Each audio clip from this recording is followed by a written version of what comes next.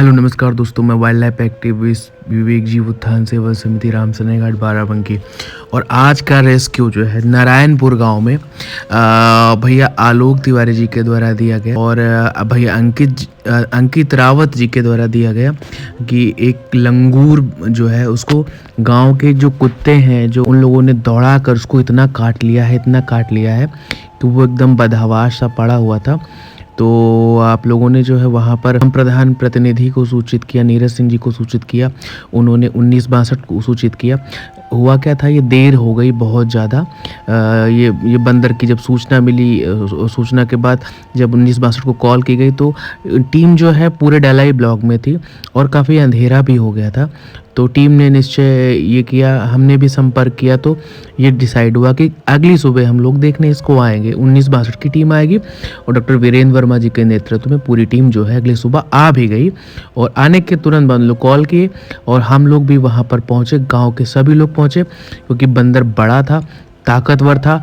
अपना कैचर लेकर हम लोग गए, जीवोत्थान सेवा समिति के तरफ से वॉलेंटियर्स गए वहाँ पर भैया रामू पांडे जी ने बहुत हिम्मत दिखाई।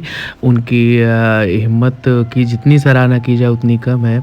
और अंकित रावत जी ने और जो भी युवकों ने इस कार्य को में सहयोग किया उनका भी बहुत साधुवाद, बहुत धन्यवाद। क्योंकि इसको पकड़ना, कुत्तों से दूर करना, फिर सुरक्षित रखना इसको दूसरे दिन के लिए, सभी का बहुत धन्यवाद। इसको पकड़ा गया, ये कमांड में नहीं रहा था क्योंकि एक जो लंगूर है उसको बहुत एनर्जी होती, बहुत ताकतवर होता है। उसको कमांड करना आसान बात नहीं हो कि एक इंसान, ताकतवर इंसान के जितना उसमें ताकत होती है, बल होता है, फुर्ती होती है। अच्छा, ये पकड़ कैसे गया, ये शायद इसकी अवस्था हो गई क्योंकि ये जब ये हम लोग को पहले तो डराने की कोशिश की इसने, मुंह जब जिसने फाड़ा तो इसका जो दांत है वो घिसा हुआ था, ऐसे लग रहा था कि काफ़ी पुराना बंदर है और इसलिए ये कुत्तों की चपेट में बेचारा आ गया।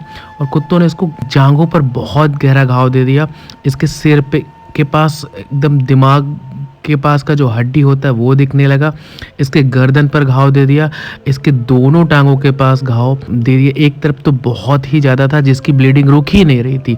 रात में बेचारा बैठा हुआ था जहाँ पर वहाँ पर एक गड्ढा छोटा सा वो भर गया था ब्लड से। भैया मोनू शुक्ला जी तुरंत आए। उन्होंने वो किसी कार्य से जा रहे थे लेकिन उन्होंने अपना पूरा समय दिया। भैया सूर्य प्रकाश शुक्ला जी के घर से छोटे भैया भी ने बहुत हेल्प करी और चाचा रमाशंकर जी, उन्होंने भी बहुत मदद करी। और सभी लोगों ने, पूरे गांव ने जो इसके प्रति जो अपनी दया भावना दिखाई, जो अपनी दयाशीलता दिखाई, उसको नमन है, नमस्कार है। और ऐसे ही इसकी सेवा आप लोग करते रहें, ये 1-2 दिन में ठीक हो जाएगा। और इसका जो उपचार है वो उपचार हम लोग जीवोत्थान सेवा समिति की तरफ से देते रहेंगे। अंकित जी ने बहुत बढ़िया तरीके से पकड़ा था और सबसे बढ़िया बेहतरीन कार्य रामू पांडे भैया ने किया क्योंकि ये जो इनका जो कैचर था उसी कैचर से ही कंट्रोल कर पाए हम लोग इस बंदर को, क्योंकि ये पकड़ते समय बार बार हटा दे रहा था।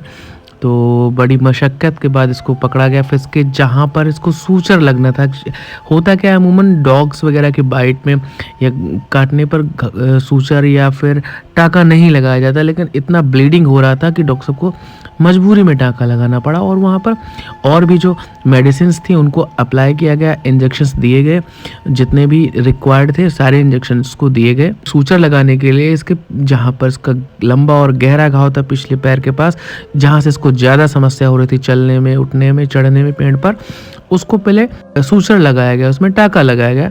और डॉक्टर साहब ने एकदम एक बड़ी ही तन्मयता से, बहुत ही धैर्य के साथ एक एक चीज़ का ख्याल रखते हुए टाँका लगाया। और एक दवाई थी जो डॉक्टर साहब के पास ख़त्म हो गई थी, बहुत थोड़ी मात्रा में थी, उसको लाने के लिए हम स्वयं ही भिटरिया चले गए और वहाँ से उसको लेके आए। डॉक्टर साहब ने एक एक चीज़ हम लोग को समझाई, इसमें कैसे इसको ध्यान रखना है।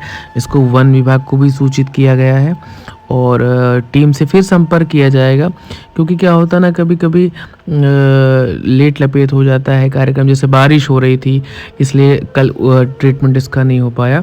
तो इसी तरीके से कभी-कभी कई व्याधियाँ आ जाती हैं, कई समस्याएँ आ जाती हैं।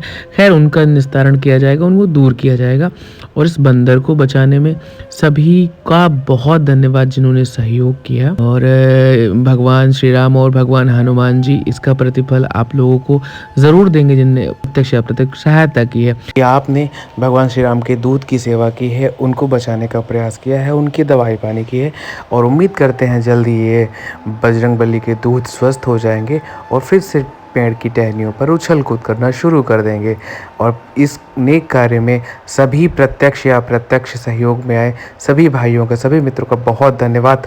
जय हिंद, जय भारत, जय श्री राम।